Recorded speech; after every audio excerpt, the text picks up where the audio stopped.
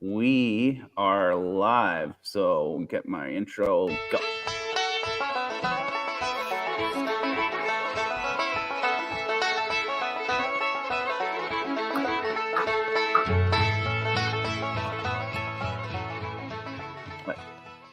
That's a good intro.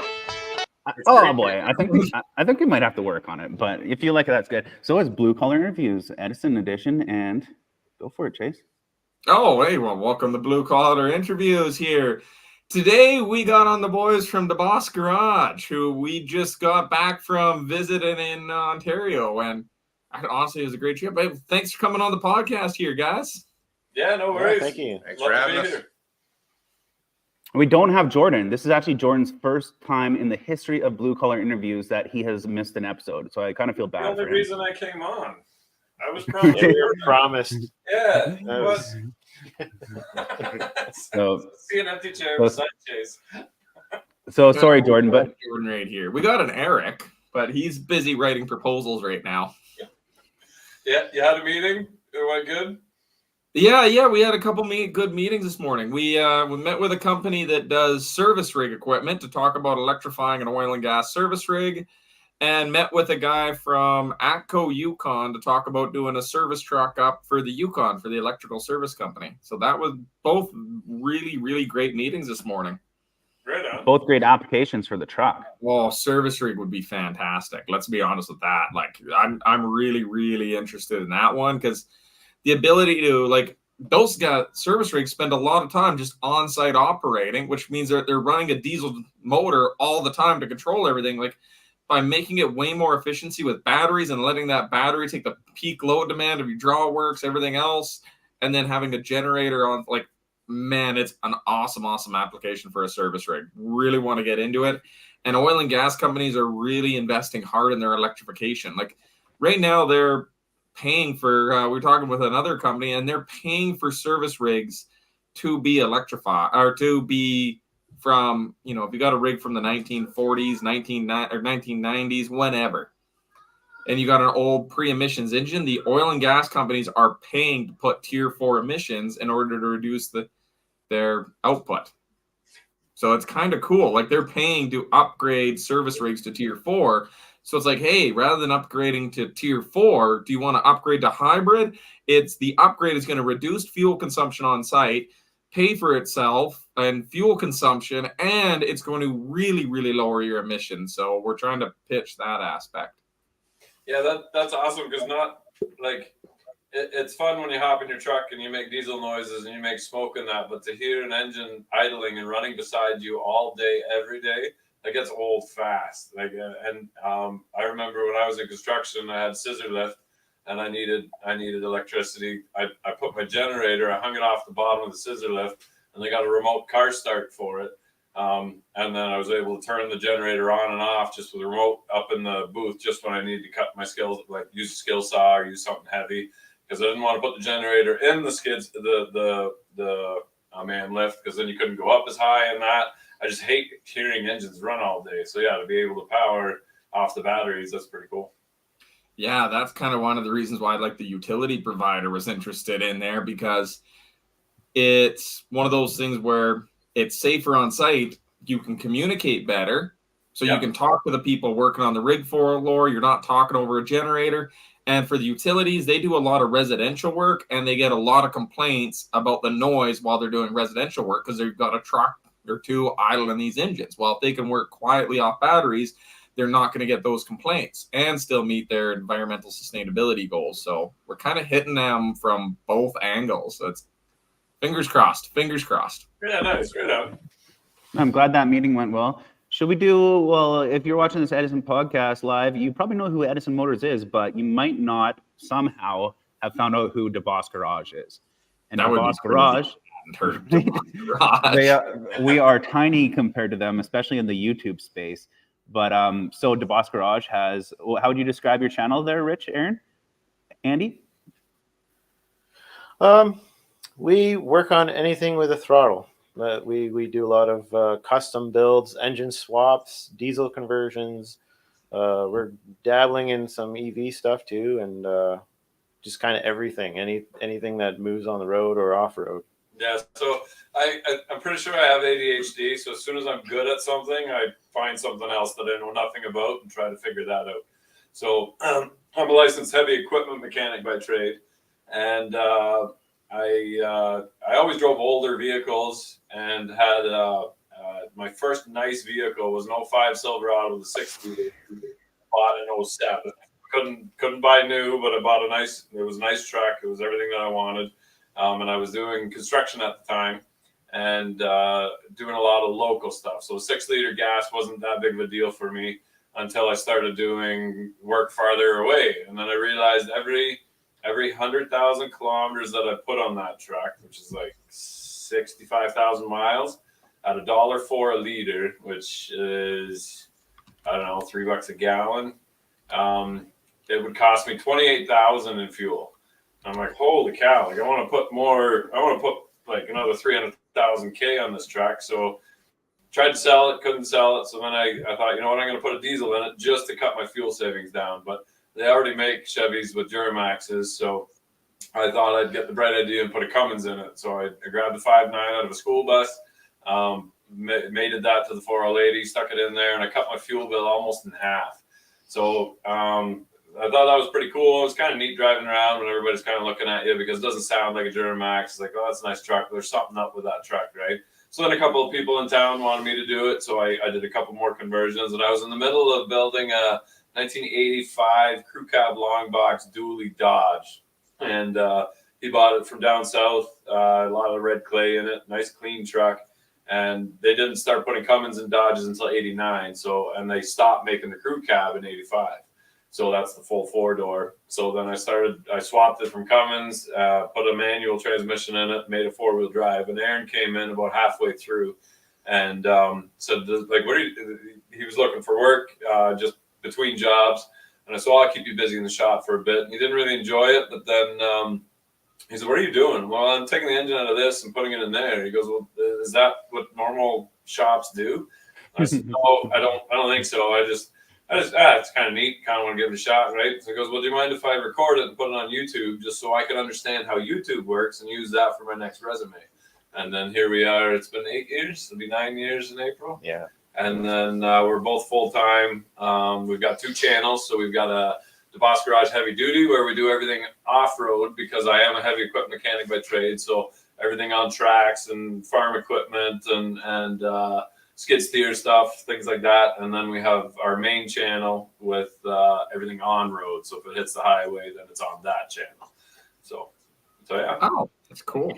Why did you guys decide to diversify or split your channels there? Did you find it affect your content or your viewers, or was there a lot behind it? It was really just to try to target more specifically different markets. So the on-roads, the hot rods, it's kind of, I think, confusing to see a combine build and followed by, a muscle car getting right. an engine in it. The car guys, the car guys, audience, confusing for sponsors. It's confusing for the algorithm, I think. Right.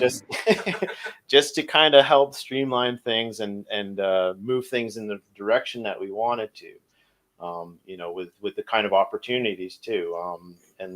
Diesel, the DGHD channel, we've been able to partner up and meet some heavy players in that space in more, construction and agriculture and all of that. So that really helped us, diversify and bring our strengths to each channel. That makes sense. That does make sense. The car guys might click away right away or not watch the whole video of the farm equipment getting fixed or doing something. Yeah. So it makes sense. Yeah, it makes sense. Like from my perspective, I'll be honest, I don't care about cars. Like I'm not a car guy. I'm a truck and equipment guy. I see a truck and equipment. Yeah, I'm subscribing. Where cars and Mitsubishis, I might not. Easy. We didn't say anything about Mitsubishi. You get the whole wrong idea. Before we get too far from what you just spoke about converting things into they're not normal what they were, you have done a couple real cool projects. What is the F3 Kitty? Is that correct? And then the Shermanator. Like those are. Yeah. So we put and projects that I built for other people. I put a LS into a Mercedes 124 wagon. We put a Dodge Magnum into a 50 Studebaker. That was on a Dodge Dakota frame. That was a really cool build. We've got the Caterpillar 3126 that we stuffed into a 93 F350. We brought that one out of Oregon. We got a 5-liter Coyote that's inside an 84 Bronco.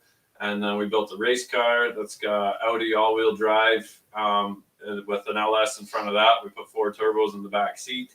And then the tank. So we took truck engines and put them into combines. We took a pickup truck engine, put it into a bulldozer. So just the 5.9 Cummins on that. And then did the tank. When we got the tank, it was made by a company called Medill originally, and it was a Swords to Plowshares movement after the war. So they took leftover Sherman tank parts and built agricultural equipment. So it came out your way. It probably would have had a bunch of pulleys and I-beams on it, would have pulled logs up a mountain, whatever. So it never really left second gear. And I think the truck was built out in BC. So somebody got the idea, you know what, I want to move through the bush, and it had a practical purpose. The employees said, well, we'll run this thing, but we want to be warm and we want to be dry. So they took this pickup truck. It was a crew cab, 1980 C camper special, and basically took the frame, took the axles off, and plunked it on top of this tank. So you could start it from inside the tank and you can drive it, and that was it. But the tank transmission was a Sherman transmission, so that's in the front of the tank, and the steering still works the same. So you got 2 handles that you pull to slow down the brakes on one side, you make the corner. But then they had a 453 Detroit in the back with a 4-speed manual transmission with a drive shaft pushing the tank, 5-speed transmission. So you couldn't shift the transmission in the back. You could shift the transmission through this very cumbersome bar through the floor that you could kind of jam into gear.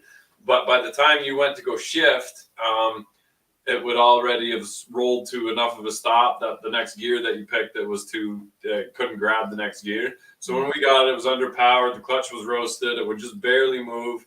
None of the wiring worked anymore. So I had to jam a screwdriver in the starter to get it running and all that. So I had a 453 or 6V71 off of a genset. And we put that in the back, and then we had Excalibur Transmission build us a AT545 and put an automatic behind the V6, and that pushes the tank's manual 5-speed transmission. So now when you drive the back engine, the back transmission shifts 1, 2, 3, 4, 5, and then you can still pick your gears in the front. And we did that through a series of hydraulics. So we've done a pile of work on the tank. Still needs a pile more. We've got a winch on it with a separate engine, and we want to do off-road recovery with that. The whole truck lifts up on hydraulics. We got light bars on it now. We got some cool handles and way to operate it inside. So you still drive it like a pickup truck. You shift with a column shifter. You start just with start button. The e-brake is the shut off, and then the throttle is the throttle. But the thing weighs 50,000 pounds. So to move it around, we ended up buying an 87 K100, really nice old Kenworth that's sat in a barn since 96. And then did a complete restoration on that, put that on a T800 frame. It's got 3406B in it, 13 speed. And then we thought we'd use that to pull the tank around. So we have a really good sponsor of ours, V&R Recycling. They said we could use their trailer in that. But every time we go to use a trailer, they're like, well, we need it back right away, and you can't have it over the weekend. And I don't know, so then we decided to build our own trailer too. So now we finished the truck, finished the trailer, and now we've got the tank. We can. I'm waiting for the phone calls. Hey, my combine's stuck in the field, and we'll pull that out. And on a snowstorm, if there's enough snow on the road, we can take it on the road and pull some transport trucks out of ditches and stuff like that. So lots of good videos coming out on that. And yeah, we're just kind of having fun with whatever kind of comes our way. YouTube's awesome that way, and like there's a pile of opportunities that are presented to you, and it's hard not to take each one because each one seems to trump the one before it. But yeah, this is where we're at. This has been like a 3-year project now, 2-year by the time we finish the truck and trailer. I'm only by myself in the shop. I don't really like employees, so I just pick away at it. But the truck and the trailer are now done. So. I mean, you guys have a lot of overlap in your way of thinking with us.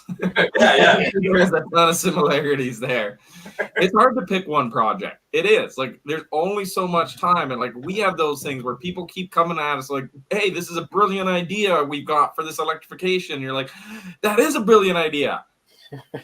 Oh, we don't have the time. Like, no. So it was funny. After I got the thing running, I told her, and this was like 2 years ago, even before I knew who you guys were.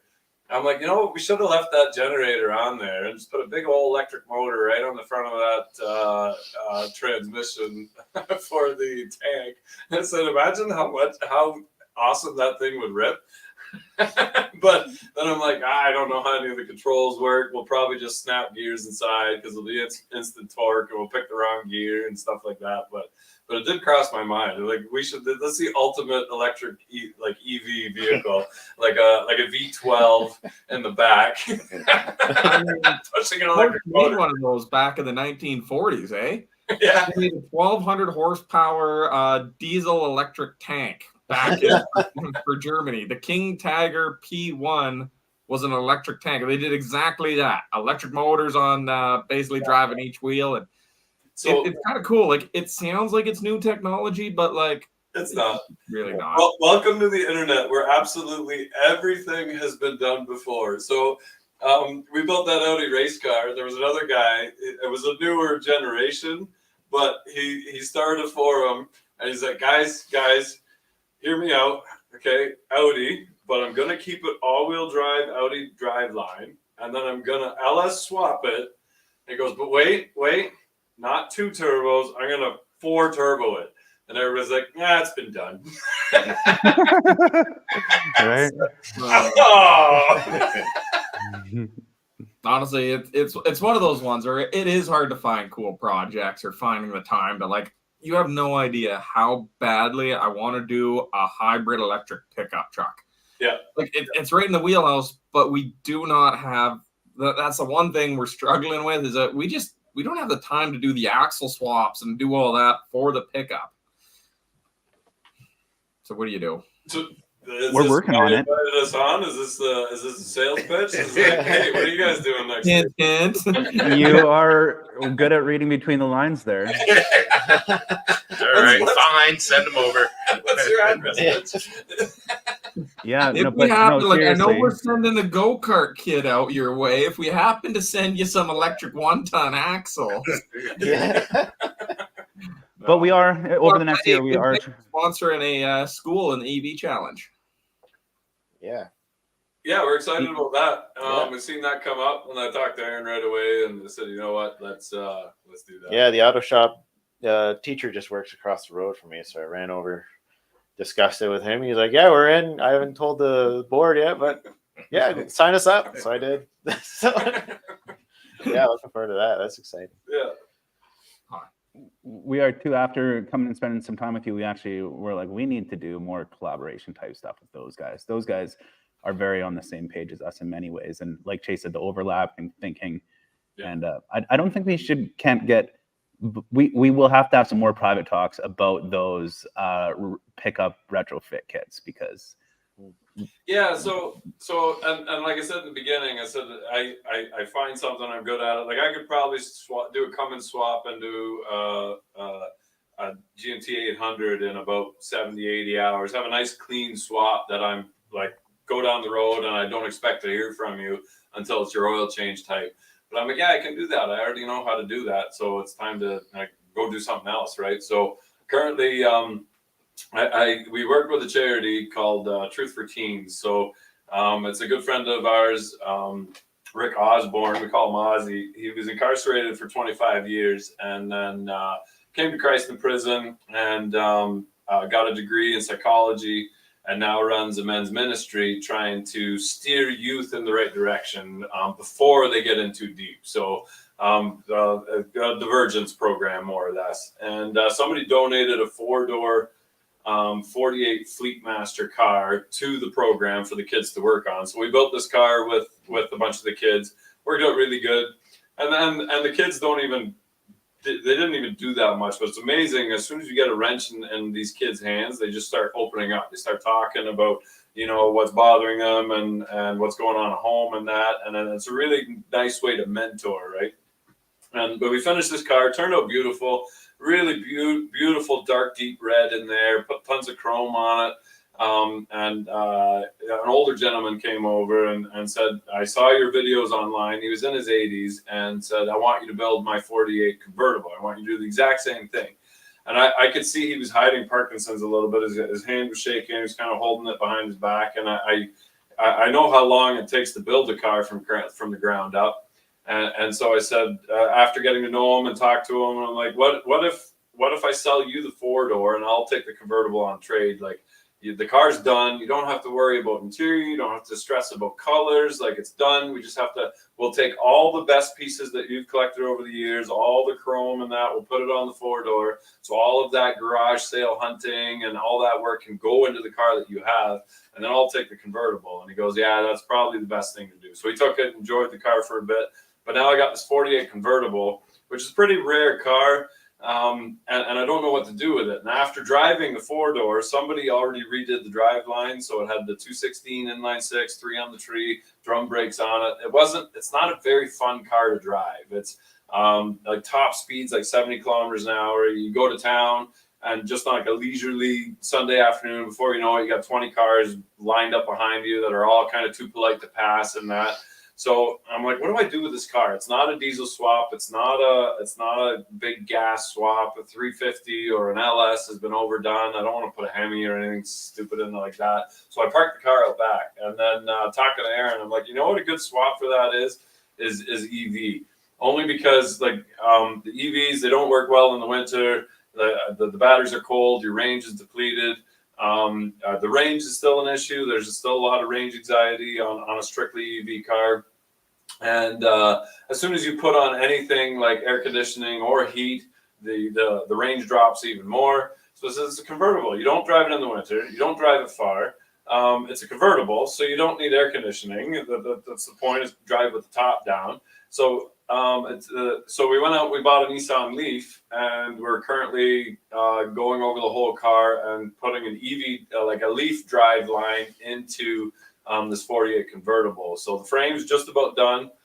We put the motor and the battery management system and the gearbox in the trunk. So we spun it around. Nice thing with EV is that you can make them spin both ways. So just got to trick the computer into thinking forwards, reverse, and reverses forward. Batteries are still going in the floor. So you're not sticking these batteries in the trunk or in the front or whatever. So we got a full front that's still open. And the floor is rotten in the convertible. So we're cutting the floor out of the Leaf and welding that in the convertible. So the batteries, the floor contours around the batteries, got low profile seats. We'll just reupholster the seats. And now we've got a nice EV, probably the oldest EV. And I don't think any EV company is making a convertible as of yet. So we're piling up a bunch of those videos before we release any of those, which will probably come out in the spring by the time we got it kind of looking like a functional car. But I was talking to Aaron too. I'm like, it's kind of like the range on that Leaf is only about 100 kilometers. It's a 2012. We're into it for $4,500 for the Leaf. And we figure we can upgrade the battery to get up to about 200, 220 kilometers on a ride. But I'm like, it'd be neat to have a little generator in the front just to, even if you don't listen to it while you're driving, you could like put the generator on and go for supper and just have it charge the battery in the parking lot type of thing. Because we're in the country, there are no chargers here. There's no infrastructure, and probably a 50 kilometer square radius from us, there's 1 or 2 chargers. There's one in Cayuga, the next town over, but where's the closest charger that you see? Yeah, we have no idea, Hamilton. Right? So on a Leaf, if you've got 100 kilometer range and you put your heater on, it's now down to 70. So 70 kilometers is only 35 because there's no chargers anywhere other than 110 plugging into your neighbors. It takes 13 hours to charge. So you got You have 35 kilometers to go before you got to start heading back, because otherwise you're not going to make it home. Like the range anxiety is a real thing. And a great excuse if you don't make it home. See, Honey, I wanted to leave. I like my family. I don't know what it is, but I had to plug it in for 14 hours. And he offered me a beer after I plugged it in. It was pretty funny so if people don't know, we just went to Ontario where we did a mutual meet and greet with these fine gentlemen right here at DeBoss, and it was pouring rain, it was freezing cold, and there was a huge turnout. And out of all, there was probably over 100 cars parked out on the main road, is what I was told. Yeah. And out of all of them, I believe we rented a Tesla, and it's like parked right front and center. It was like right at the entrance. So all these car nuts started walking by the Tesla and probably just shaking their heads. Technically there was 2 electric vehicles there. Oh yeah, our truck. Yeah. So why don't you guys talk about that? Let's talk about the show. Yeah, it was awesome turnout. Like way more than we expected, and really prepared for it. I think they had to run out and grab more hot dogs because we were giving away hot dogs. And so B&R, one of our sponsors, owns scrap yards, and they had this big open lot, and they said we can have a host. I said to them, like, hey. Good exposure for you guys, V&R, and we'd like to have somewhere where all of our fans can meet us and talk to us. And they said, yeah, we'll do it at the other yard. He goes, we'll supply all the food. You guys take care of everything else. We'll supply the food. I'm like, okay. We have no idea. It could be anywhere between 50 and 300 people. We have no idea. He's like, well, I'll be safe. I'll get 300 hot dogs. And turned out to be probably about 1,000 people. Like, throughout the day, I'd say probably close to 1,000. Yeah, it's really, like, it was just unbelievable that we stopped traffic. It was a pile of fun, but it was kind of a rainy, crappy day, so we didn't have too many events planned. We're still rushing to get our projects done in time and working on that. So now we have a really kind of good idea of what to expect and how to go about this. And there was a whole section that they opened up, which we use for parking. But I'm thinking next year, I'm thinking we have a 6-foot soccer ball. We save a couple scrap cars that got put in that run. We got excavators for goalies already there, and we have a soccer game with cars. Oh, that'd be fun. That would be awesome. What are you guys doing? We'll be there. Next year. So that and having some other more events or whatever, we could have even like contests with it. So they have Centibogans there, which have like a 60-foot boom. Really neat machines, and we've done it before. We tried to pick up a beer bottle with the crane. You hop in and try to pick up a bottle without smashing it, and see if you can twist the cap off and things like that. So maybe we can have some sort of those competitions. We had loudest car and a bunch of burnouts and stuff like that, but all the burnouts were pretty much by one guy. The owner. It was just a fantastic time. Nobody got hurt. Everybody had a good time. It's nice. I feel like we should use the Centibogans and have a car tossing competition, like with the scrap cars. Who can toss a car the farthest using the Centibogans? So that would have to be done by the owners. I don't think we can let random people into a $300,000 machine. I'm only proposing this because it's not my machine. It's a terrible idea, but it would be fun. I think it's a great idea. Hey, the keys were in it, not my fault. I don't know what happened. We just left the keys in it. People started chucking cars. Some of these weren't even wrecked cars. They just went into the parking lot. Parked too close. Some guy in a red and black plaid shirt. Yeah, really narrowed it down. A guy in a red and black plaid. Yeah, suiting. Yeah.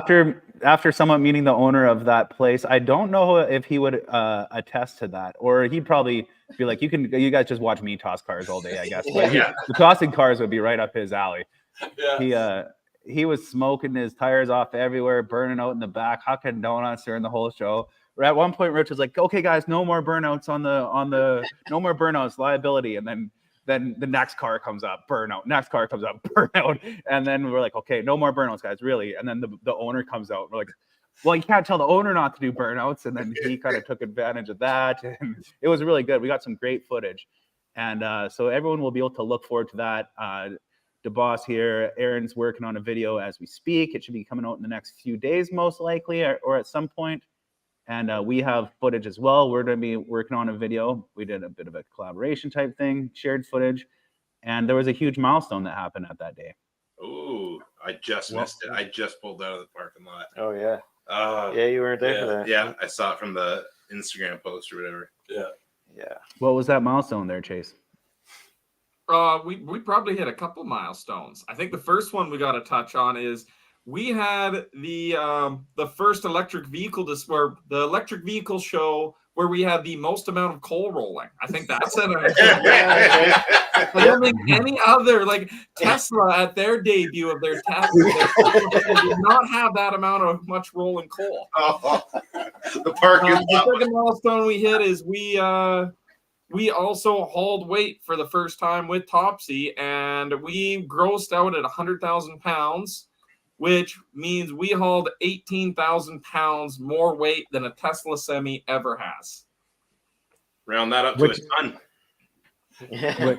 Which is a huge feat. We were nervous. Flowdraulics, like when they gave Chase the truck, they're like, do not do anything stupid. Do not push that truck. Do not whatever. And then what's the first thing Chase does? Yeah, let's haul top. It's the Sherman King. They're like, hey, we still have some more testing to do. We want to. They're like, we work together to build a testing schedule. Okay, bobtail testing. Okay, and maybe then let's put it on a dyno and we'll just spin it with no trailer on a dyno.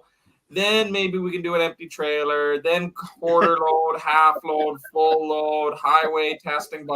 No, we just, they're like, do not do anything. They're like, just bring it there, move it forward and back, Chase. Don't do anything.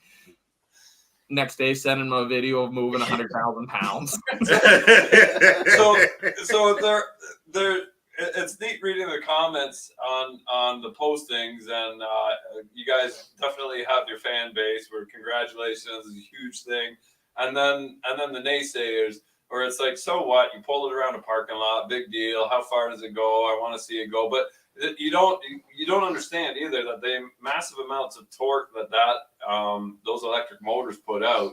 It's like, yeah, we moved 100,000 pounds and we didn't shear anything. We didn't twist any drive shafts. We didn't break any U-joints. We didn't break any axles. We didn't do any of this. It successfully did what it's meant to do.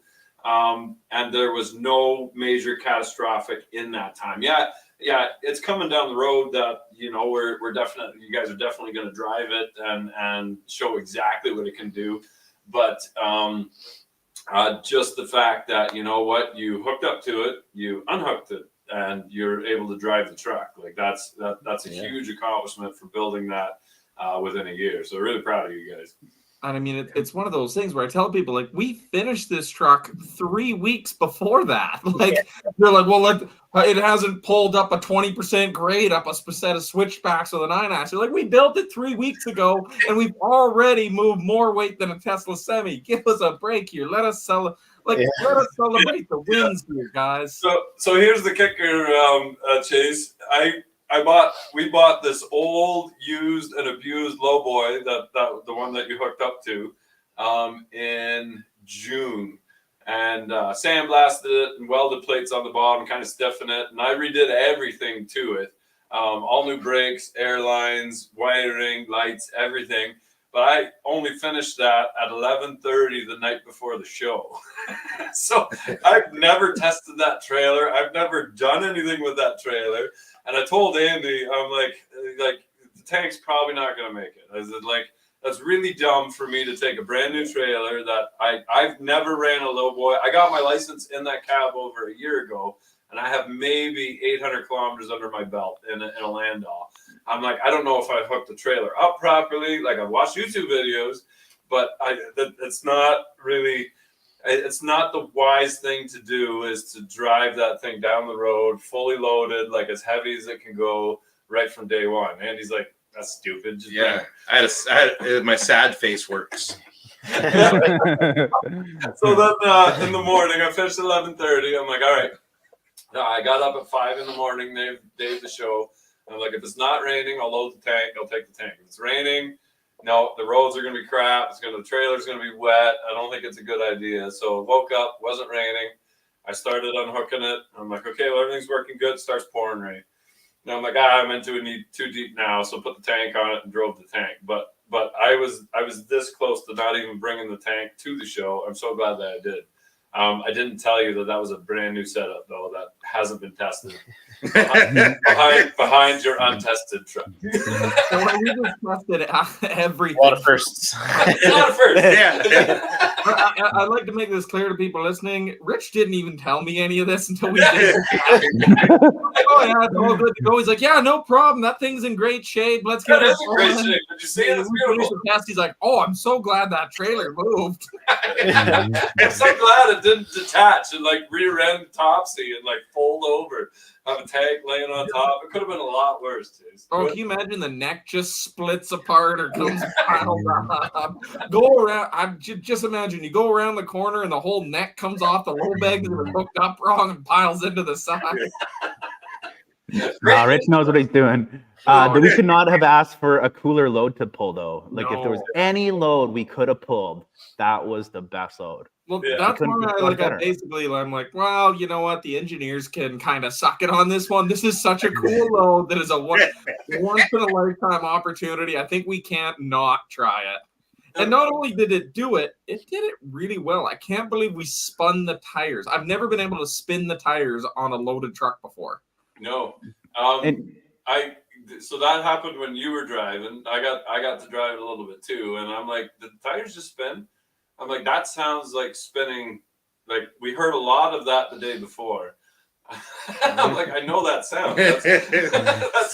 That's Rich with his Germax doing donuts again. But no, it was Topsy with the full weight on the. And I don't know how much weight was. I don't know where the tank was balanced wise on the trailer. But with the full weight of the trailer and the tank, it spun those tires on the gravel.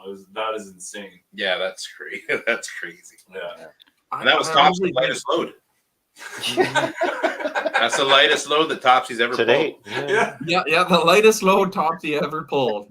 That's I think true. it's honestly like I knew it was going to be torquey, but I think once people drive these things, they're not going to want to go back to any other kind of driveline system. Like going to an automatic from that is like, oh.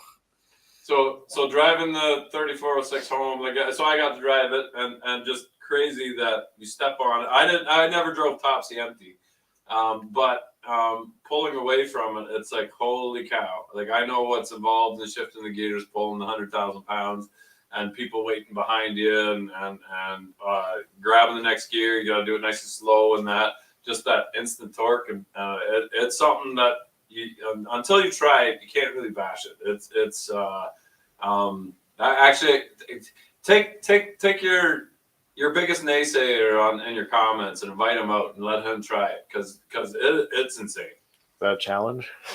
Well, the thing is with like the Tesla, like they only made enough Teslas for their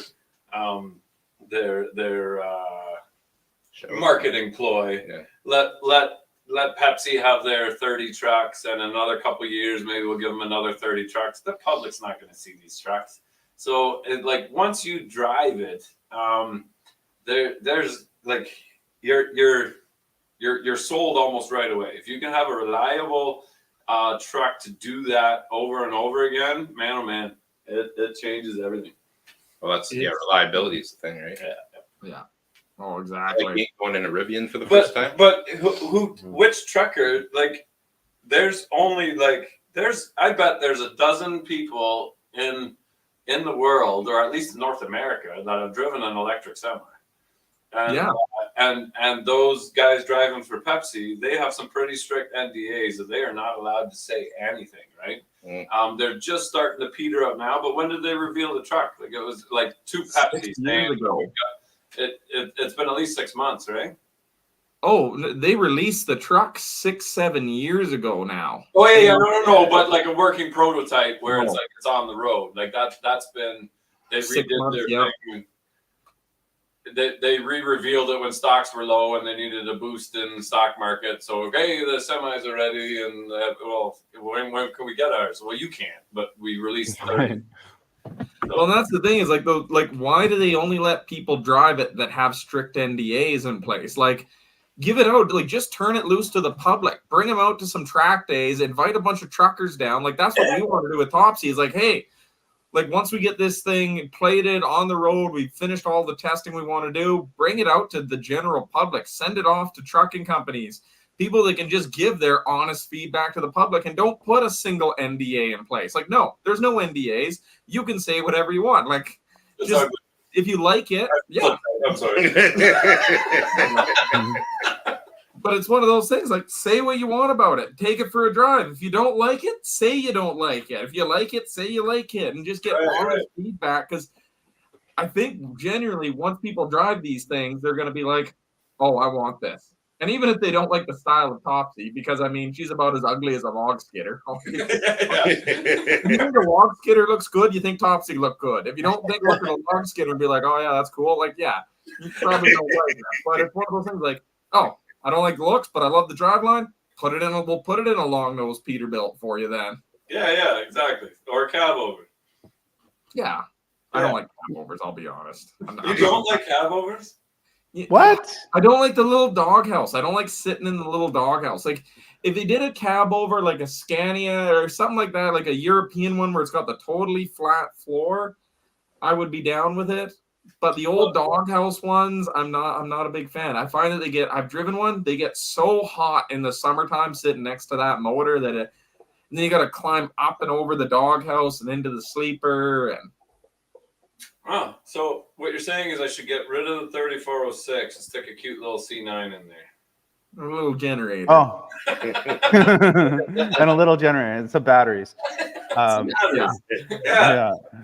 We didn't mention that Rich's truck that he had at the show. It was actually a Kenworth cab over. That is a beautiful cab over, by the way. Like that thing is absolutely beautiful. Yeah, it got pretty dirty getting there in the rain, but whatever. I spend more time cleaning that truck than I do driving it, but yeah. We should also say that Chase feels that if we were to make a highway truck, it should be a cab over. Right? That is true. As much as I say I don't like the cab overs, like I am coming a little bit more from a logging perspective. But if I was going to make a highway truck, I'd make a cab over with a flat floor. And instead of that 6 feet you have at the front, I'd add 6 feet onto the back. Make it like that's the trend in the highway market is they're going with wider cabs, shorter things. Just take it to the next step. Put it as a cab over, make it comfortable, make it a flat floor, and give the trucker an extra 6 feet of space. So either you want a long nose stretch truck with a 36-inch coffin sleeper because you love the old school look, or just go all the way full cab over, and you could put like a little washroom in there for the driver, a little like a bigger bed, a queen size bed, couch, full size fridge. Like you could add a lot, turn it into a rolling apartment building for the trucker. Yeah. If I was going to do a highway truck, that's the way I would do it. Nice. So much room for activities. Much room for activities. Yeah. Well, I mean, if that's what they want. I mean, if you're going to live out of the truck, you might as well make the biggest living area you can. If you don't live out of the truck, you might as well make the coolest truck you can. That's right. So I got a challenge for you. I texted you already, but I think the audience should chime in on the side there. I think the best marketing thing that you could ever do for Topsy is to go down to the Rodeo in Quebec in August and line up going up the hill, pulling that 120,000 pounds. I want to do that so bad. I don't think that you could have you could spend 10 times more marketing dollars outside of that race, but if you can just zoom up that hill with all the other trucks just bouncing and smoking and you just hum away, that is the best advertising that you can possibly do. I think you need to start a new GoFundMe to to get you there. I mean, I don't even care about the advertisement. I just want to do it to see how it does. 'Cause I think it'd be I don't think hilarious you to can. see So diesel trucks twisting axles, bouncing off the line, and just quietly and calmly. just We- yeah, Drinking a coffee. But yeah, just having a I coffee. want to be a part of it. I want to be a part of it. Build you two big You got the- stacks behind the cab, and then get that C9 as loud as you possibly can, and then just run it like super filthy. So you got smoke pouring out, and then as you pull up to the line, shut it off, and then drive. Yeah, it's just totally calm, and just if you got the other truck driver, he's mashing gears and they're going on and smashing the gears in, and you just got to be sitting there having a cup of coffee. Having a cup of coffee. I was just gonna say, You know, put it in on the wheel and a cup of coffee. yeah, Classical having a little music tap playing. talk on the phone, be like, "Sorry, mom, no, mom, I'm just racing the drag race right now. No, I'm racing this Peterbilt. I'll call you right back." We've had internal discussions about this. Okay, all right. I know you have, because we're basically your twin brothers on the other side of the country. 100%. We talked about it, you talked about it. So That's Yeah. right. if anybody watching or listening has not checked out the Rodeo races in Quebec, tons of YouTube videos on there, just absolutely insane. Just these trucks just roaring 10 feet away from the spectators, and just huge amounts of money into these trucks. $1 Just million yeah, rigs. Just, insane the amount of money that goes into this. But man, what a show! Their motor runs one lap right down that track, and then new motor type of thing. Honestly, And if you're not sure if on the you've podcast, pause the podcast right now, go watch the videos, and then come back to the podcast. And don't forget to come back. You need Check to it out. if you're not sure if you've seen it or not, have you ever seen a truck where the front tire is coming about 4 feet off the ground from the torque of that truck, just torquing it right up? Is it the left tire that comes off? Yeah, it's the left tire, right? Yeah. And yeah, so if you've ever seen a truck pulling a load of what looks like lumber, I believe, Yeah. and the front tire is 4 feet off the ground, that's that race. I mean, Yeah. those are $1 million rigs too that they do those things up. 1,000 horsepower. Technically, like, it'll be interesting to see, because those trucks are running like 1,200 horsepower.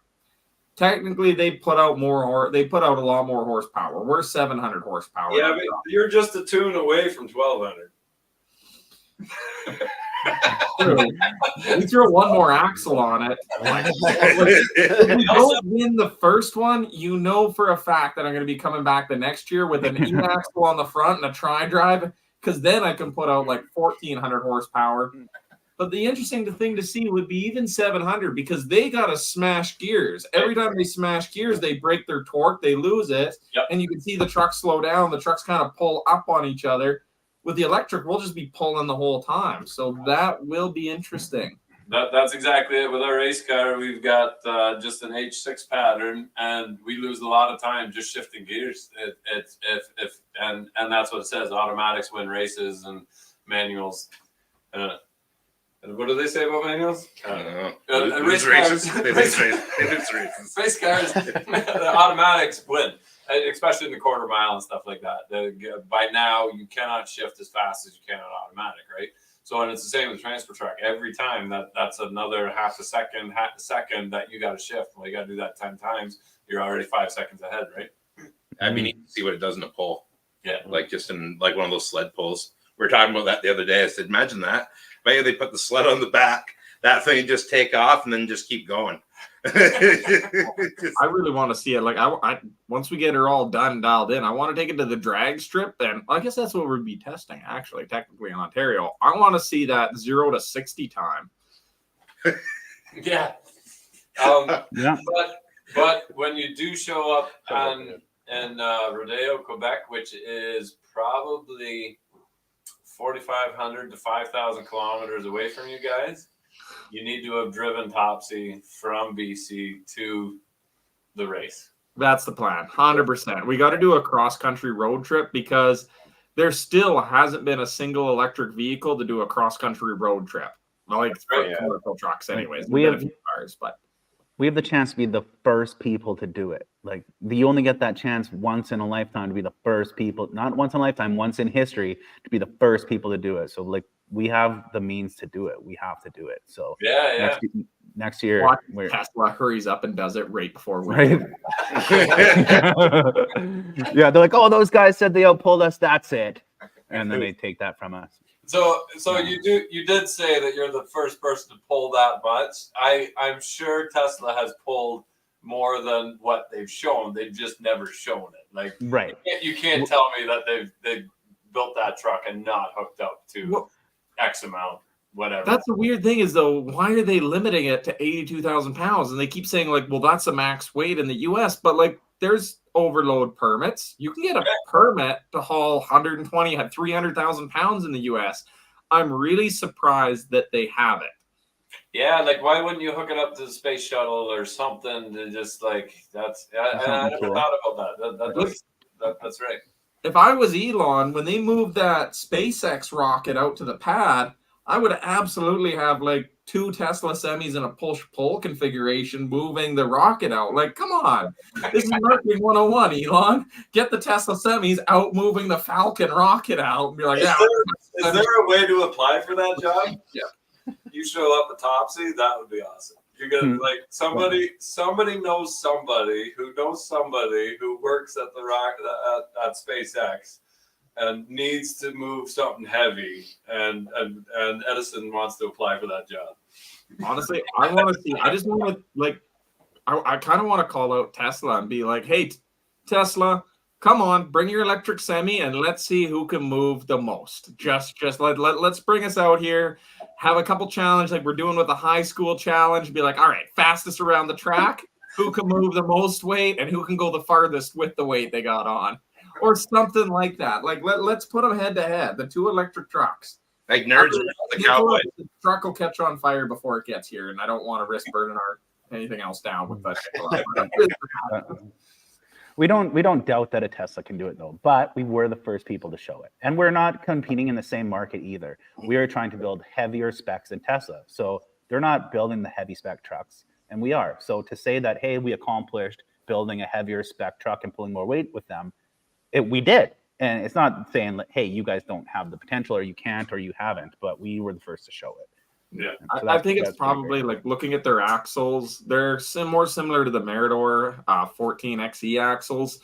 You look at them, they're a lot smaller. They've clearly designed it for efficiency, which means they've tried to make it as light as possible to be able to move 82,000 pounds because that's what they're going. And I just think they can probably move it. They can probably absolutely pull the more weight. They can Jeep and booster and move it out. I just think they're probably more worried about a liability perspective, saying that, hey, we can move 150,000 pounds with a semi, and then somebody puts, 70,000 pounds on the drive, snaps an axle, and be like, well, what did you do? Like, but our axle is a bigger, thicker axle. It's designed to take the weight. So even though Tesla has more electric motors, it might just be the actual static load on the axle isn't rated for it because they've been trying to maximize efficiency for the market they're going after.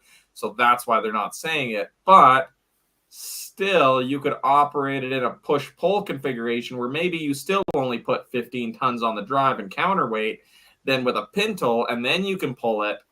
So like there are ways around the gross axle weight rating, but they probably are just worried about it because then somebody else is going to put it in there and say, well, why did you say I could do it? Or why did you show doing it? Whereas we've rated our axles for that load. And that's probably the difference. So that gets me curious, Chase, because your logging background and that you wanted to build a heavier spec truck, but that market is so much smaller. I don't know a single logger out here like that, and that's the west side of Canada. But wouldn't you want to build a truck that is lighter, that is more desired by the majority? Maybe at some point in the thing. But the thing is, you got to remember, we're a small company. We can only build so many trucks. And as we scale, we're not going to be able to build it. Like you look at Tesla, what do they put out? Like 40 Tesla semis now after like 6 years. You don't put out a lot of trucks when you start. So there's not a lot of C500s, heavy spec trucks out there, but those trucks are more expensive. The operators are willing to pay a little bit more for those heavy spec trucks. You're not competing against Cascadias. You're competing against C500s. So if we're going to build at a small volume, we should target the truck market that already buys trucks at a small volume. Like if I competed against a Cascadia that's a $200,000 truck, I'm going to lose that battle. If I compete against a C500, which is a $500,000, $700,000 truck, well, hey, I can compete and I can come in kind of right around that price. We're filling a void in the market, and especially now that, say, Western Star, who would be a competition, has stopped building their heavy spec trucks. So it just left a big void that is the perfect fit for us. Well, exactly. If I built a highway truck, I got to compete against International, Mack, Volvo, Freightliner, Western Star, Kenworth, Peterbilt. Going into the heavy spec that we're going right now, I'm only competing against Kenworth. I got one manufacturer to compete with. Right. But they're all building strictly EV, right? Is anybody else building a hybrid truck? No, nobody else has built a hybrid truck. Like we have the first series parallel hybrid truck, diesel electric truck to exist in North America. Yeah. Is there any in Europe? The 1960s. Laterno built a hybrid diesel electric truck in the 1960s. So I'll qualify that. There was one before in the 60s, but we have the first one in 60 years. Is there anything like this going on in Europe? Yeah, Volvo's coming out with the hybrid in Europe. I think they announced their hybrid right after we displayed Topsy. Okay, right on. Because they are seeing the things. Europe's a little bit farther ahead with us. Yeah. And I lived in Holland for 6 years, and we go back quite a bit. And I really do think that Europe is like 20 years ahead of us, and it's sad, but the way they run their greenhouses, the way they run their dairy farms, like they had robots back in the early 2000s, and they haven't become mainstream here until like 2020. It's odd. They were first with 4-wheel drive. They were the first with like if you look at a European tractor, like just so much more comfortable. I'm thinking agriculture, just so much better built and more comfortable and more efficient. And then it slowly trickles here, even to the point where like the rules that are in place, like in Europe, I remember my dad left Europe because there's so many rules in farming. You can only spread manure on this certain day, and you have to inject it, and you can't do this, and you have to do that. And he's like, there's so many rules. You go to Canada, and there's less rules. Now all those rules are starting to come here. You have to inject it. You can only do certain days of the year. You can't do it when it's raining. You can't do it downhill. And it's just 20 years behind. That's all. You look at trucks too. They had disc brakes on their trucks 15, 20 years before we had disc brakes. You look at the E-log and the tachograph they had. Well, they've had that for 20, 30 years. Yep.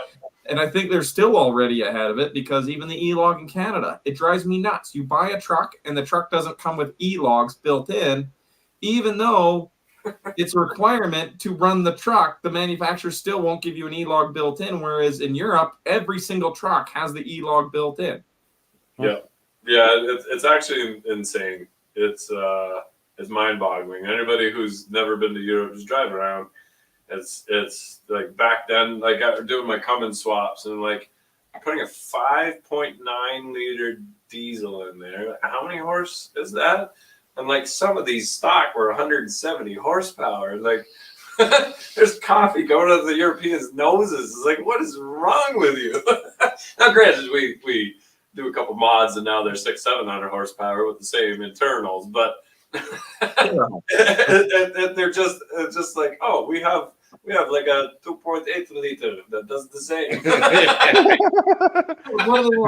At least with our hybrid system, like our hybrid truck is like the first time we've been able to beat North America to or Europe to the punch. We're like, hey, we did something to North America first. We did a hybrid electric truck. Awesome. So are you guys planning on doing retrofit kits? Like you were talking about pickups, but like into long haul highway trucks as well? Yeah, no, that's what we really picture as the core fundamental part of the business is retrofitting old trucks. I like the idea of keeping something that's a little bit older, giving it a new life, keeping it on the road longer. It's cheaper for the customer. and it's going to be better for the environment, better to keep that truck on the road, especially in vocational where you have something like, say, a crane or a hydrovac or a car. You've got other attachments on the truck and you don't want to replace the entire body. Like, there's no reason to put in, like we're talking about service rigs. There's no reason to build an entirely new service rig just because your drive line's worn out. Let's just swap the drive line, and then that service rig, like that's a $2.5–3 million machine. Why spend $3 million replacing the whole machine when we can just swap it out, make it new, send her back out? And I think we're really missing that, or not being told that on saving the environment. And sure, we got rid of plastic straws and we're into cardboard straws now, but all of that is just a complete joke, if you're asking me. You want to save the environment? Make things last. Build me a car that doesn't rot away in 15 years. Make me a fridge that lasts longer than 2 years. Like, make I don't know, anything. It's so frustrating where like our fridge took a dump. We built my house in 2009, and our fridge would have made it to, it was 12, 13 years old. And we bought a new one last year, and it's so noisy and it's flimsy and it's just junk. Still $2,000, $2,500. And it's like, this is, I fully expect to replace that thing in another 2 years. It's like, you want to do good for the environment, make stuff last. But there's no money in that. There's no taxes in that. So it's let's just get rid of plastic straws. It makes no sense. I get so mad. All we do is like they complain about plastic straws, single-use plastic. Meanwhile, everything else we buy, we spend so much energy taking shit out of the ground, manufacturing shit. It lasts 1 or 2 years, and then you just put the shit back into a landfill. Like anybody looking at that would say that is insane. Like just make it, instead of making it last 2 years, make it last 20, 30 years, and you are going to massively improve. Like, what's the point of making electric cars? They're like, we're going to save the environment. We're going to make all these electric cars. But guess what? The electric car is only going to last 4 or 5 years. Haha, you're going to have to buy a new car every 5 years. Whereas you look at old stuff that was electric, like back in the 60s, like those old Laternal log loaders. Our sawmill still has Laternal log loaders unloading trucks every single day. Those Laternal log loaders were built in the 1960s, and they're still operational. But no, we can't go that way if we're going electric. We got to go into some big plastic pile of shit. Like, oh, well, we're reducing all of these emissions, all this oil and gas. Oh, great. I love all the oil and gas reduction, except you put so much plastic in this damn piece of shit that all that plastic is oil that you're throwing out. Make it last a little longer, and that's going to be way better for us long run. Like, I think I hit a button. Obsolescence. I think I hit a button there. I seen that coming. I was waiting for Chase to take his hat off. There's a joke on the line. There's a drinking game. There's a live drinking game that there's a few cues. If Chase takes his hat off, you drink, and if Chase goes on a tangent about Nicola, you drink, and there's a few other ones. But well, it's easier though when we're doing the live where I'm sitting down. It's in the shop where I can start pacing back and forth and really start getting myself worked up. I remember I was working in a turkey barn. And the farmer was using this old steel Black & Decker drill to raise and lower all of the feeders at once, right? So the birds were out. It's time to clean it, raise all the feeders, right? And his drill burnt out. He's like, man, this thing lasted like 30 years. He goes, it is what it is. I'm like, you're going to want to rebuild that.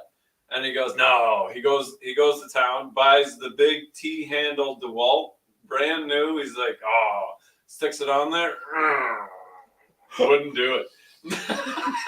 And I'm like, told you. He goes, yep, I'm going to go send that out and get it rebuilt. That thing is still raising and lowering, flipping feeders, no smoke, noisy, like super noisy.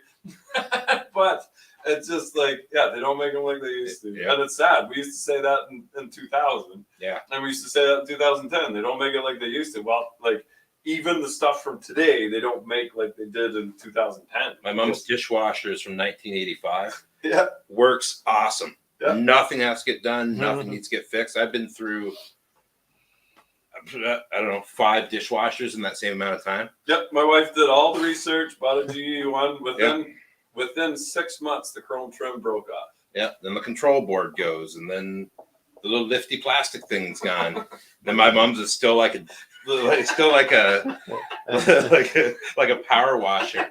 Like, you even look at old drills. Like, look at the old Black and Decker, like electric drills that you would see like back from the 1950s. And guys will put on TikTok and they're still working. They're like, oh, I just cleaned up the motor a little bit. It's still working. Everything still works. Yeah. You look at a new drill. Like, I buy a drill now, electric drill. I expect it to last 6 months. If it lasts a year, I'm like, oh man, this drill's doing good. Like, I've literally bought a drill, and 2 weeks later, I've chucked that drill across the shop because it already burnt out. Like how? Like, how is a drill from the 1950s, like an old grandpa's drill, still working from the 1950s, electric every single day? Like, as a tradesman, you grab that drill, use it every single day. Now I buy a drill, it lasts 2-3 weeks, and I've chucked it across the shop because it's already burnt out. Like, how many drills did we go through, Eric, in the point of building this truck? I think we bought like 4 drills. 4 drills in a year that we bought. Like, just three mag drills, dude. 3 mag drills, 4 hand drills in the course of a year because it didn't last. Wow. Oh man. Right. So that's funny. so you were in Ontario to get Topsy inspected, right? To become a manufacturer. Yeah, that's one of the things we're doing for the inspection, and then we're doing all of the optimization, longevity testing. Okay, so is the truck back in BC or is this still? No. It's still going to be Ontario for probably till January. It takes a while. They're literally trying to make it produce every single fault code they can think of. Like, we're going through the scenarios of what happens if this happens, what happens if this breaks, what happens if this breaks. Okay. Like, so it takes a while, but I told them, like, keep it as long as they want, because the longer they keep it and the longer they test it, the better the truck's going to be when it comes back. Right. Okay. I didn't realize it was that long. So, yeah, that's fantastic. You could break it way quicker than 2 months. You let me have a go at it. I will let you know the weak points. I kind of want that job. Yeah. As soon as you said that, I'm like, oh man, yeah, DeBoss Garage is getting shut down for 2 months while Rich disappears into a cave in Georgetown. I was not the voice in your ear going, pull the tank. No. Yeah. I'm so glad you convinced me to do it. Like, you had no idea how nervous I was that day. I'm like, $1.5 million, 2 years of engineering and building and all that. And I'm like, it's all coming down to it.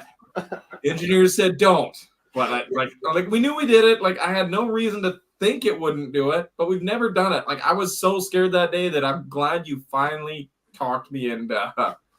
Not one person had a fire extinguisher handy. Even Andy. Yeah, and I'm the safety guy. You're the safety guy. We had no fire extinguishers handy. That's true. Probably Which in is funny, because the first guy time we in my drove- truck, there's none in the tank. It's like, I'm sure there's some in the yard, but it's not like any of us were standing around. Like, that's how much confidence we had in it. Actually, yeah, that's kind of nuts. We look back and, like, the first time we even, like, connected it live, we're like, okay, get fire extinguishers ready. We had heat guns. Like, people had infrared scanners looking at parts getting hot, monitoring everything. And that's why they wanted to do the load testing in controlled environments where we could have fire suppression. We could have heat guns, infrared guns, monitoring the entire truck. Computers hooked up, we're monitoring temperatures. And instead, we put it in a dirt field and just hammered. And it's not even like we did it slow. Like, I spun the tires. I'm like, I wonder if we can do a burnout with a load. All of us are like, yeah, we gotta be at dinner in like 2 hours. Hurry up, Chase. Let's go. Oh, we're idiots. Kinda, yeah. Now that you think about it. On a trailer that's never been tested. Yeah, we're in hindsight, that was dumb. But I think most of the we did bullshit, it. right? I mean, it made it there. Yeah. And so granted, it did have like a half hour going. Yeah, over. had 20 kilometers on it. Yeah. And I mean, at the end of the day, at least it was in a scrapyard if it went well. Yeah. Think of all the copper.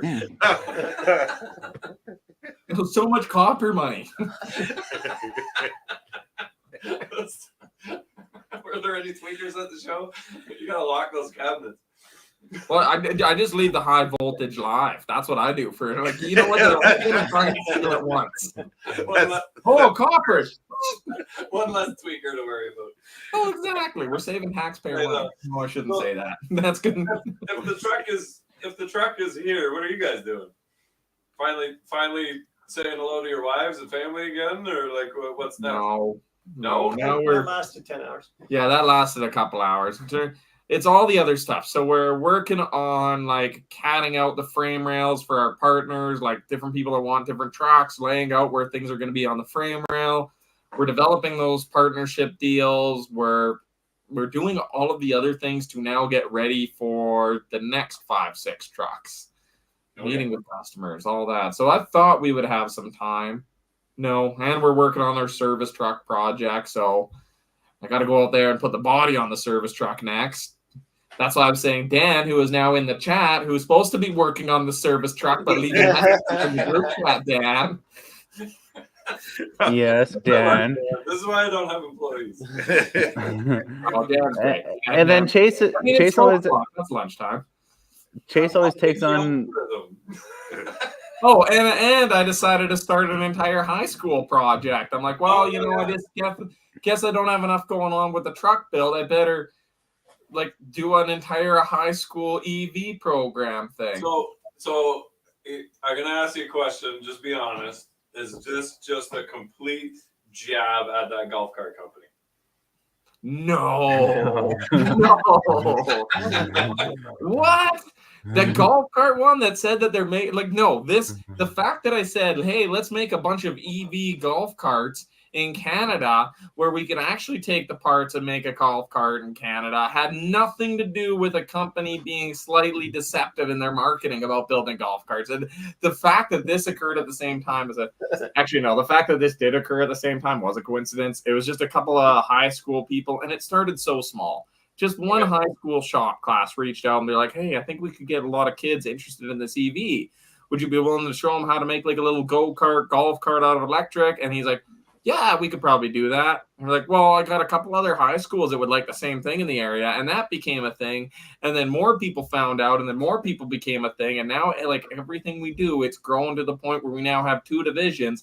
And now a place in the States where now Ford Motor Company has get chipped in a bunch to buy a bunch of EV kits and these golf cart kits for schools down in the States. So there's now across the line a Detroit and Michigan division with a California, we now have 4 divisions: BC, Ontario, Michigan, and Los Angeles. We partnered with Detroit Andy, who's doing this electrification, building an electric pickup truck down in Michigan. And yeah, Ford wrote a check for $140,000 to bring the program down into there. So now we're trying to raise money for the Canadian ones because we can't raise any, there's not enough support in there. It shows you what the American mindset is.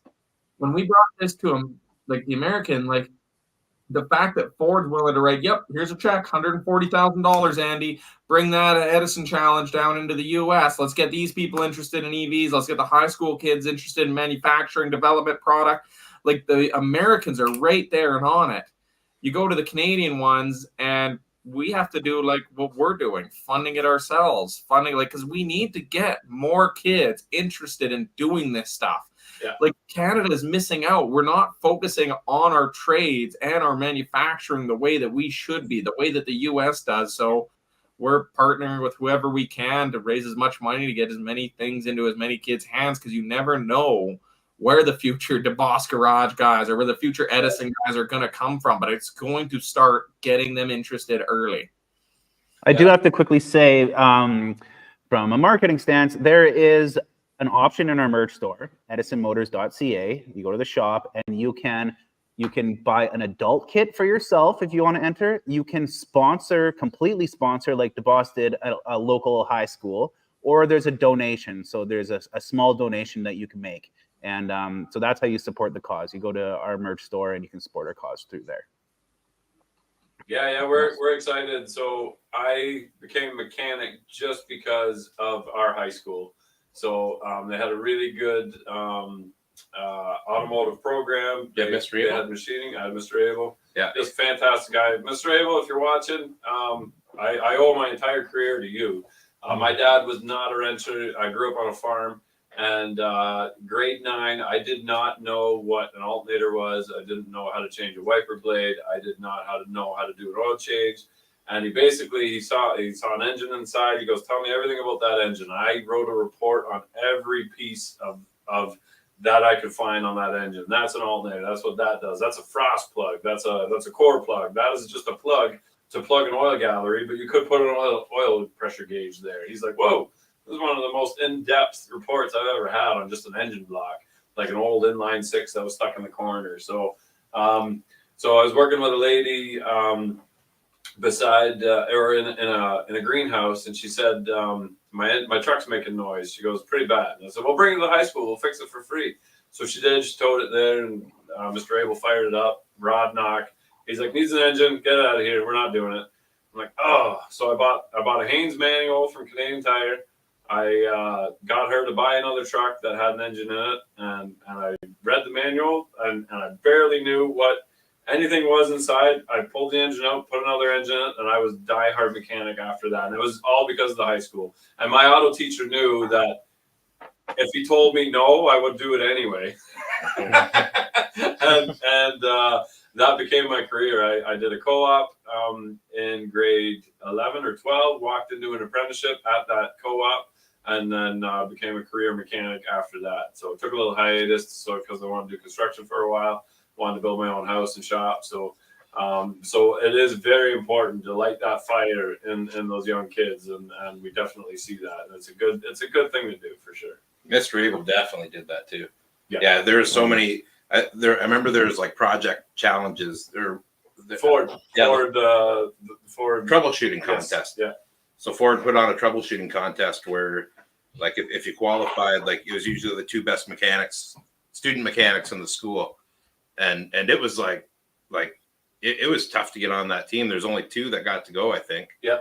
And then they'd fly all over Canada, wherever it was, and Ford would purposely disable 10 things on the newest car, F-150, Mustang, whatever, and the students had an hour and 10 minutes. Check fuses and connections and get these things working again. Fix the lights, get it to start. Everyone was a no start, obviously. So really, really cool. I missed out on it. Yeah, me too. And I was even like, I erased too many of my multiple choice. If you don't get a new card and you erase, then the machine picks up the lead from both circles and it automatically disqualifies your thing. Yeah. So I had too many erases and I got it wrong. Yeah, I think they started the year after I graduated or whatever. I was in grade 12 and they sent the grade 11s or whatever it was. Oh, yeah. But there's always, like Dunnville, like our small town here, like it seemed like every year we'd have like either first in Canada, second in Canada, first in Canada, third in Canada. Like all these pairs that would go year after year because this teacher was great. Good explaining, good at getting in. So basically there's no more point selling any kits because we're definitely going to be first. I don't know. You know what? I don't know. Honestly, we've got a couple of here, but there's no point. And to say there's no loggers around here, as soon as I leave here, I'm actually going into my bush over there and I'm pulling out logs with my buddy. So honestly, if I'm gonna place my bet, we got a couple like Mennonite Amishy schools signed up to build some electric vehicles. Oh man, on them. They're gonna come out with something totally outside the box that's just going to. Yeah. I picked up a natural gas freezer from a Mennonite community, like from a Mennonite place. They're getting rid of all their natural gas appliances because they're going to electric. Because they built up a battery bank. They're running a generator and a battery bank. Like this big like milk house the size of this room, all full of batteries, and they're like, well, if the freezer quits, we can just go get another electric freezer. And I was like, damn it. No, but that's why you're getting rid of this natural gas freezer. Right, fair. There was I've been communicating with Arron to kind of set up this podcast, and he did at one point mention that he has to probably tap out early because he has prior plans, but just to, at the risk of Arron having to leave, I was wondering if you guys could, like, I know, Rich, you have a large mechanical background. I also know that Arron does not quite have the mechanical background. So I'm kind of interested in, Arron was kind of producer, chief media officer type position, but how do you guys how do you make your relationship work? What are your roles? How do you do this? Did you want me to leave the room? I mean, it helps that I can't do what Rich does. I don't know how to do what he absolutely does. cannot do what Arron does. Yeah, so that's how we make it work. I would say mutual respect of each other's skills. Yes. Yeah. Like really high respect. Rich really respects what Arron does, and Arron really respects what Rich does. For sure. Oh. That's what I see anyways. That's honestly what makes things work. I've been saying this for years. Like, I couldn't do what I do without Eric. He is a perfect complement to me. Like, you need a good partnership. The one biggest advice I give to people in business is that you need to have a complementary partnership. You got to have somebody that can do the things that you can't do, and you got to be able to do the things that they can't do, and you got to build each other up together. That's how you do it. And like, you can see how that works with you guys, and I think that's one of the reasons why you can see how successful you are. Like, even from the little bit of time I known you, it's each one of you is brilliant at your own things, talking with you, and it's so cool to watch you guys work in like real time. But it not only do things that finding somebody that is good at something that you're not, but also enjoys it. Like, I don't enjoy anything behind a keyboard. But Arron doesn't enjoy anything that involves getting his hands basically covered in dirt and grease and oil, right? So He will. He won't. He won't touch Whoa. anything. He's like, I hold the camera. Yeah, well, I have to, otherwise all my stuff's gonna be covered. Well, that's the excuse he uses. I can't. Yeah. I'm gonna Handling my little stuff. tiny cars are just making my stuff smaller and smaller. So. But he hates what I do. I hate what he does. So then speaking of hybrids, Well, guys, I better get running. I got another meeting here I got to run into. But thanks so much for coming on Blue Collar Interviews, and it was absolutely fantastic hanging out with you guys. Where's Jordan? Yeah, he's at work right now. What did he say? He's texted me. He said he's a supervisor on a job right now, so he couldn't get away, and he's disappointed. But he's glad we're having a good time. Awesome. Yeah. So here we go. Yeah. Thanks for. Oh wait, no, we got to do some plugs. Plug your merch store. Plug your channel. Although we talked about your channel. Where do you get your merch? DeBossGarage.com. You can find all the stuff we make and sell there. Yeah. And, Lots of cool merch, shirts, sweaters, Yeah. hats. yeah, hats. That's right. I'll plug ours. We just got these new Topsy shirts. So if you want a Topsy shirt, they're in our store as well. And follow DeBoss on YouTube, on DeBoss Garage or DGHD. Yeah. Great. And you can watch everything we talked about, the whole Sherman tank thing, the F3 kitty. And it sounds like some cool projects are coming out, and look forward to their video about us visiting them. That's coming out soon as well. Awesome. Yeah, I'll be out this weekend. So. Okay, there we go. Thanks, guys. Thanks for having us on, guys. Thanks, Jake. Thanks, Aaron. That is such a hillbilly dude.